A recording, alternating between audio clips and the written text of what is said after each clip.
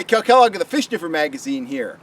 I love throwing topwater lures for black bass, and my all-time favorite topwater is a walking bait. Whether it's from river to sea or a Zara spook, whatever, I just love that back and forth, walk the dog action, and in a lot of situations, it's really effective, it's really deadly, and it's always super exciting waiting for that big old bass to come up and boil on that bait. One of the problems with walking baits, though, is that it's a moving bait. It's moving continuously, and for the bass to hit it, they've got to be pretty active. Now, bass aren't always active.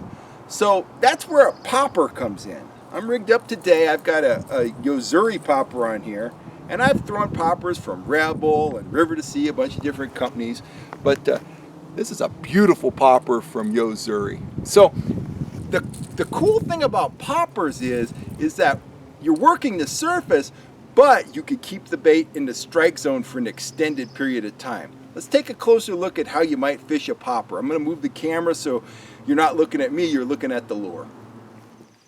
Okay, I'm back. Now I'm behind the camera so you can't see me, but you can see my popper. What the camera's focused on is a clump of grass a little bit offshore, and on the outside edge of the grass it's pretty deep, so this is a pretty classic place to find a bass that might be willing to come up and hit on the surface. Let's pretend that the water's cold and that the bass are lethargic and they're probably not really actively chasing, so we're going to need to do a presentation where the bait stays in the strike zone for an extended period of time. So I'm going to shoot this popper out there.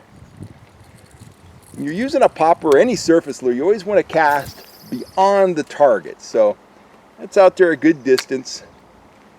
Now, I like to let a popper sit until the rings just about dissipate. So it takes a little bit of patience. So I'll retrieve a little line. Now the popper's facing me, and I'll just give it a couple pretty small pops, and I'll let it set again. And I might let it set for 30 seconds. Nothing happens, I'll retrieve a little line, work it a couple more times, and let it sit again. Now if I want to get a little more aggressive, I might give it, pop, pop, pop, pop, let it set. The beauty of this presentation is the bass can see the bait the entire time. It's setting right over their head. It makes a disturbance, it stops. It makes a disturbance, it stops. And I can vary the amount of disturbance. I could pop it hard, I could pop it very subtly. So it's pretty versatile. It stays in the strike zone for an extended period of time. And this is a bait that can really bring fish to the top when they refuse to hit a more active bait, a walking bait, a buzz bait, something like that. You can tease them, you can tempt them, you can get them to come up. Get yourself some poppers and get out there this spring. You'll have a blast.